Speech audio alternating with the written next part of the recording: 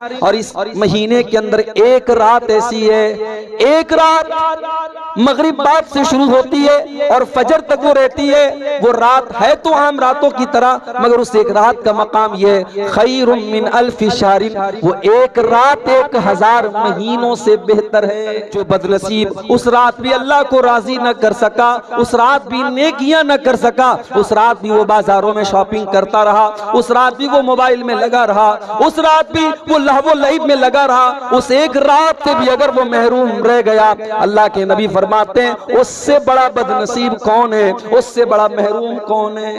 रमजान का महीना जब आता था तो इस महीने को अल्लाह के नबी सल्लल्लाहु अलैहि वसल्लम और सहाबे किराम आम महीनों की तरह नहीं समझते थे। इस महीने को का इंतजार किया जाता था और बाज रिवायतों में आता है कि सलफ सालेहीन 6 महीना तक रमजान के आने का इंतजार करते थे और दुआएं करते थे कि अल्लाहुम्मा बल्लिगना रमजान, ऐ अल्लाह मुझे इतनी जिंदगी दे दे कि मैं रमजान तक पहुंच जाऊं। और जब रमजान के महीने की इबादतें कर लेते थे तो बाकी 6 महीने वो ये दुआ करते थे कि ऐ अल्लाह तू रमजान की इबादतों को कबूल कर। यानी इस एक महीने के लिए सहाबे किराम और सलफ सालेहीन पूरा साल तैयारी करते थे और पूरे साल इस एक महीने को तवज्जो देते थे। मेरे प्यारे साथी, यही वजह है जब रमजान का महीना आता था अल्लाह के प्यारे नबी अपने साहबा को बशारतें सुनाया करते थे, मुबारकबाद दिया करते थे। सुनन नसई की सही रिवायत है, जब रमजान का महीना आता था अल्लाह के नबी अपने साहबा से कहते थे आताकुम रमजान शारुन मुबारकुन फरज़ल्लाहु अज़्ज़ा व जल्ला अलैकुम सियामहु। ओ मेरे साहबा, रमजान का महीना आ चुका है, बड़ी बरकत वाला ये महीना है। इस महीने के रोजे अल्लाह ताला ने तुम्हारे ऊपर फर्ज करार दिए हैं। इस महीने के आने के बाद गुल्लिक़त अब्वाबुल जहीम, जहन्नम के दरवाजे बंद कर दिए जाते हैं। व फुतियत अब्वाबुस समा, और आसमान के दरवाजे, और एक रिवायत में कि जन्नत के दरवाजे खोल दिए जाते हैं। व सुफ़्फ़िदत फ़ीहि मरदतुश शयातीन, और सरकश शैतानों को इस महीने के अंदर कैद करके जंजीरों में जकड़ दिया जाता है। लिल्लाहि फीहि लैलतुन खैरुम मिन अल्फि शहरिन, और इस महीने के अंदर एक रात ऐसी है, एक रात मगरिब बाद से शुरू होती है और फजर तक वो रहती है। वो रात है तो आम रातों की तरह, मगर उस एक रात का मकाम ये खैरुम मिन अल्फि शहरिन, वो एक रात 1000 महीनों से बेहतर है। कैलकुलेटर लेके जोड़ लीजिए, 1000 महीने तकरीबन 84 साल की मुद्दत आती है। अल्लाह ने यह नहीं कहा कि, नबी ने यह नहीं कहा कि वो एक रात 84 साल के बराबर है, नहीं, बेहतर है। कितनी बेहतर है ये अल्लाह जानता है, उसका रसूल जानता है। और आगे जो जुमला है अल्लाह के नबी ने जो इस्तेमाल किया है, मन हुरिमा खैरहा फक़द हुरिमल खैर कुल्लहु, जो लैलतुल कद्र की इबादत से महरूम रह गया, जो बदनसीब उस रात भी अल्लाह को राजी न कर सका, उस रात भी नेकियां न कर सका, उस रात भी वो बाजारों में शॉपिंग करता रहा, उस रात भी वो मोबाइल में लगा रहा, उस रात भी वो लहवो लईब में लगा रहा, उस एक रात से भी अगर वो महरूम रह गया, अल्लाह के नबी फरमाते हैं उससे बड़ा बदनसीब कौन है, उससे बड़ा महरूम कौन है। वो रमजान का महीना शुरू होने वाला है। 2023 का रमजान है, 2022 का रमजान भी हमने देखा, 20 और 21 का रमजान हमने लॉकडाउन के साए में गुजारा। कितने लोग ऐसे थे जो रमजान के पहले हमारे दरमियान मौजूद थे, लेकिन रमजान आने के पहले पहले अब अल्लाह को प्यारे हो चुके हैं। 2022 के रमजान में बहुत सारे लोग हमारे साथ थे, तरावी भी साथ में पढ़ा करते थे, रोजा भी साथ में खोला करते थे, सहरी भी साथ में करते थे, कुरान भी साथ में पढ़ा करते थे। आज वो हमारे दरमियान नहीं है। जाहिर है जिंदगी और मौत का कोई भरोसा तो नहीं है, कब कौन सा हादसा आए और हमारी जिंदगी की रौनकें खत्म हो जाए, हमारी दिल की धड़कन बंद हो जाए, कोई भरोसा नहीं। अगर हमें अल्लाह ने एक और रमजान दिया है, इसका मतलब कि अल्लाह हमें एक और चांस दे रहा है, एक और मौका दे रहा है। मेरे बंदे, अगर अब तक तू नमाजें नहीं पढ़ता था, जा मैंने तुझको नमाजी बनने का एक मौका और दे दिया। अब तक अगर शैतान तेरे ऊपर हावी था, तू नशा किया करता था, तू ज़िना किया करता था, तू हराम खोरी किया करता था, तू नाजायज काम किया करता था, मेरे बंदे तुझे सुधरने के लिए, तुझे बदलने के लिए, तुझे अपनी इस्लाह करने के लिए हमने एक महीना और दे दिया है। रमजान अपने आप में पूरा एक मदरसा है कि स्कूल है। जैसे आपके यहां बच्चों ने पढ़ा, दस्तारे फजीलत रखी जा चुकी है, रखी जाने वाली है। बच्चे हिफ्ज करते हैं, उनके सर पे हिफ्ज की दस्तार रखी जाती है कि साहब ये आज से हाफिज कुरान बने।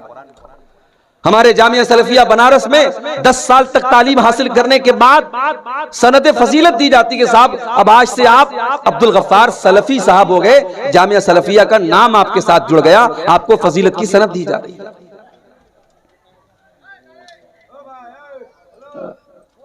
मदरसों और यूनिवर्सिटीज में डिग्री दी जाती है। अभी कुछ दिनों पहले बनारस हिंदू यूनिवर्सिटी में बहुत बड़ा प्रोग्राम हुआ। लॉकडाउन में चूंकि कोई प्रोग्राम हो नहीं रहा था, तो लॉकडाउन के बाद पहला प्रोग्राम हुआ था जिसमें पहले के जितने लोगों को डिग्री मिली थी लॉकडाउन के पहले, उनकी डिग्री भी दी गई। उसमें मेरी डिग्री भी मुझे मिली, पीएचडी की डिग्री। तो उस प्रोग्राम को कहते हैं कॉन्वोकेशन का प्रोग्राम, जिसमें डिग्री बांटी जाती है। तो डिग्री इन मदरसों और स्कूलों में डिग्री मिलती है कि साहब ये मदरसे से पढ़ के गए हैं, इनको डिग्री मिल रही है, स्कूल से पढ़ के गए, इनको डिग्री मिल रही है। रमजान भी अपने आप में एक मदरसा है, एक स्कूल है, एक तरबियत गाह है।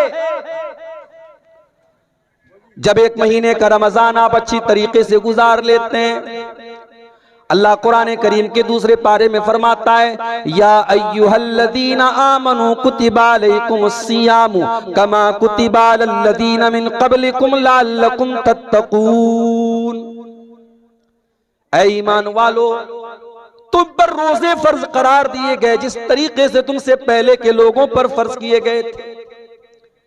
ये मत समझना कि 12-14 घंटे भूखे रहने का हुक्म सिर्फ तुम्हें दिया गया है, तुमसे पहले की उम्मतों को भी रोजे का हुक्म दिया गया है।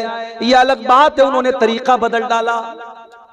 हमारे गैर मुस्लिम भाइयों के यहाँ, हमारे बरादराने वतन भाइयों के यहाँ भी रोजा रखा जाता है, मगर उस रोजे की हालत में वो अनाज नहीं खा सकते। कुछ ऐसा मसला है उनके यहाँ। कुछ ऐसे भी रोजे रखे जाते हैं जहां आप खा तो सकते हैं लेकिन लिक्विड नहीं ले सकते, पानी नहीं ले सकते।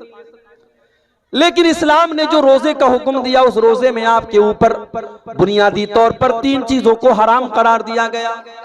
कुछ खा नहीं सकते, कुछ पी नहीं सकते, और बीवी के करीब नहीं जा सकते, बीवी से मुलाकात नहीं कर सकते।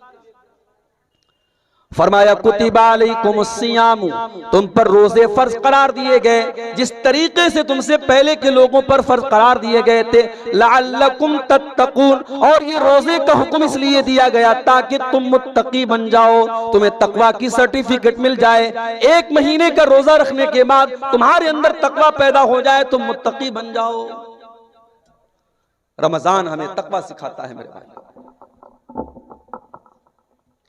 अप्रैल का महीना पड़ने वाला है, रमजान में जाहिर है सख्त गर्मी का मौसम रहता है। सुबह 4:30 बजे 4 बजे आपने सहरी खाई है, आपने जो भी खाया है, जो भी पिया है, सुबह 4 बजे आपने खाया पिया है। 12:30 बजे जोहर की अजान हो रही है, आपका हलक सूख करके कांटा हो चुका है और प्यास के मारे आपका बुरा हाल है। आप मस्जिद में आते हैं, वजू बनाने के लिए आपने अपने हाथों को धोया और हाथ धोने के बाद आपने कुल्ली करने के लिए अपने मुंह में पानी डाला। ठंडा ठंडा पानी आपके मुंह के अंदर गया, आपका हलक सूख करके कांटा हो रहा है। उस कुल्ली के पानी के अगर 2-4 कतरे आप अपने हलक के नीचे उतार लें, कोई देखने वाला नहीं है, कोई आपसे हिसाब लेने वाला नहीं है कि साहब आपने कुल्ली का पानी अपने हलक में क्यों डाला। लेकिन मेरे प्यारे भाइयों, हलक के अंदर, मुंह के अंदर उस पानी को डाल करके भी हम बाहर निकाल देते हैं, हम एक कतरा भी अपने हलक के नीचे नहीं उतारते। यही तकवा है, यही तकवा है। प्यास लगी है हमें और आपको, प्यास से बुरा हाल है, और पानी हमारे मुंह के अंदर जा रहा है, हमें पूरा मौका मिल रहा है कि हम पानी पी जाएं, मगर हम नहीं पीते क्योंकि अल्लाह देख रहा है। यही चीज है जिसका नाम तकवा है। रमजान के एक महीने के रोजे हमें यह सबक देते हैं, ओ लोगों, तुम अल्लाह की धरती पर कोई गुनाह करने के पहले ये सोचते क्यों नहीं हो?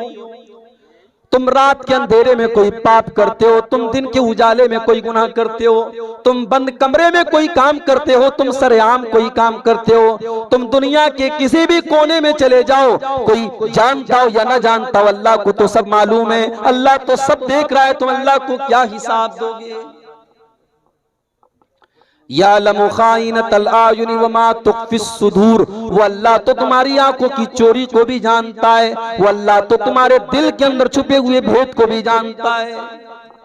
उस अल्लाह की कुदरत का तो ये हाल है कि हजरत लुकमान अपने बच्चे से कहते हैं, या बुनैया इन्नहा इन तकुम मिस्काल हब्बतिन मिन खरदलिन फतकुन फी सखरतिन औ फिस समावाति औ फिल अर्दि याति बिहल्लाह। ऐ मेरे बच्चे, एक राई के दाने के बराबर भी अगर कोई चीज होगी, किसी चट्टान के नीचे छुपी होगी, आसमानों में कहीं होगी, जमीन में कहीं होगी, याति बिहल्लाह, उस एक राई के दाने के बराबर की चीज को भी अल्लाह ताला सामने ले आएगा। अल्लाह का इतना, उसका इल्म ऐसा है, उसकी कुदरत ऐसी है। हजरत अब्दुल्लाह बिन उमर रज़ी अल्लाह ताला अन्हु सफर में जा रहे थे। अब्दुल्ला बिन उमर सफर में जा रहे, रास्ते में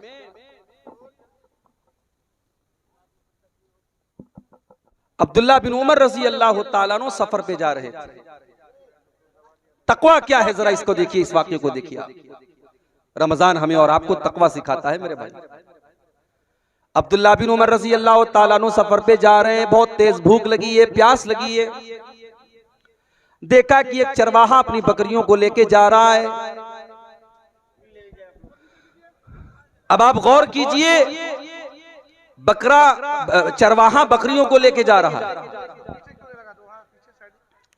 अब्दुल्ला बिन उमर रजी अल्लाह ताला अन्हु ने चरवाहा से कहा, भाई मैं मुसाफिर हूं, बहुत तेज मुझे प्यास लगी है, अपनी एक बकरी का दूध मुझे दू करके दे दो, मैं तुमको कीमत दे देता हूं। चरवाहा बोला कि माफ कीजिएगा, ये बकरियां मेरी नहीं है, मेरा काम सिर्फ चराना है, मुझे इसकी सर्विस दी गई है, मैं आपको बकरियों का दूध नहीं दे सकता क्योंकि ये मेरी मिल्कियत नहीं है। आज हम और आपको शिकायत होती है ना कि सरकारी ऑफिसों में लोग रिश्वत लेते हैं। क्यों लेते हैं? करप्शन क्यों है? भ्रष्टाचार क्यों है? बदनुमानी क्यों है? सबकी बुनियाद यही है मेरे प्यारे भाइयों, तकवा नहीं है, अल्लाह का डर नहीं है। वो चरवाहा, उसने कोई डिग्री हासिल नहीं की है, कोई पढ़ा लिखा इंसान नहीं है वो, मगर उसे पता है कि सही क्या है और गलत क्या है। उसने कहा माफ कीजिए, मैं इन बकरियों का दूध आपको नहीं पिला सकता, मुझे इसकी अथॉरिटी हासिल नहीं है।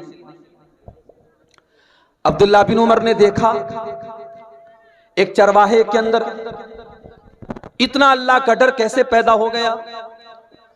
आपने ऑफर किया उसको आजमाने के लिए, उसके तकवा का इम्तिहान लेने के लिए आपने एक ऑफर किया। आपने कहा अच्छा एक काम करो, तुम एक बकरी मुझे दे दो, मैं बकरी का दूध भी दूध लूंगा और जरूरत पड़ी तो मैं ज़बा करके उसका गोश्त भी खा जाऊंगा, और तुमको मैं पैसा भी दे देता हूं, कीमत भी दे देता हूं। अब तुम्हारा मालिक अगर सवाल करे तो तुम कह देना कि रास्ते में एक भेड़िया आया था और एक बकरी को लेके चला गया, तुम्हारा मालिक भी खामोश हो जाएगा, तुम्हारा भी फायदा मेरा भी फायदा। ये ऑफर पेश किया अब्दुल्ला बिन उमर रजी अल्लाह ताला अन्हु। अब जरा रिवायत के अल्फाज सुनिएगा। इब्न कसीर अल बिदाया व निहाया में और इब्न साद तबकात में इस वाक़े को नकल करते हैं कि वो चरवाहा अब्दुल्ला बिन उमर से कहता है कि ठीक है, बहुत अच्छा ऑफर आपने पेश किया, मुझे पैसे मिल गए, आपको बकरी मिल गई, मालिक को मैंने खामोश कर दिया, सारी बातें आपकी बिल्कुल सही हैं, मगर मुझे सिर्फ एक सवाल का जवाब दे दीजिए, फ़अैन अल्लाह। मालिक तो मेरा मुतमईन हो गया, आप भी खुश हो गए, मैं भी खुश हो गया, लेकिन अल्लाह ताला को मैं क्या जवाब दूंगा, मैं अल्लाह को क्या हिसाब दूंगा? कल कयामत के दिन अल्लाह की बारगाह में जब पूछा जाएगा तूने अपने मालिक के साथ खयानत क्यों की, तूने अपने मालिक के साथ बेईमानी क्यों की, तूने अपने मालिक की बकरी दूसरे को क्यों दी, मुझे बता दीजिए, मैं अल्लाह को क्या जवाब दूंगा? ओ लोगों, अब्दुल्ला बिन उमर की आंखों से आंसू आ गए। एक देहाती चरवाहे के अंदर, एक मामूली से चरवाहे के अंदर अल्लाह का इतना डर मौजूद है। उस मालिक उस चरवाहे के मालिक का पता लगाया, इसका मालिक कौन है, और मदीना के अंदर आकर के उसकी कीमत अदा करके उसको आजाद करवाया। और जब उसको आजाद करवाया तो अब्दुल्ला बिन उमर ने उस गुलाम से कहा, उस चरवाहे से कहा कि आज तेरे इस एक जुमले ने तुझे दुनिया की गुलामी से बचा लिया, और मुझे उम्मीद है कि कयामत के दिन जहन्नम की आग से भी तुझे ये जुमला बचाएगा। फ़अैन अल्लाह, अल्लाह को क्या जवाब दूंगा, अल्लाह को क्या हिसाब।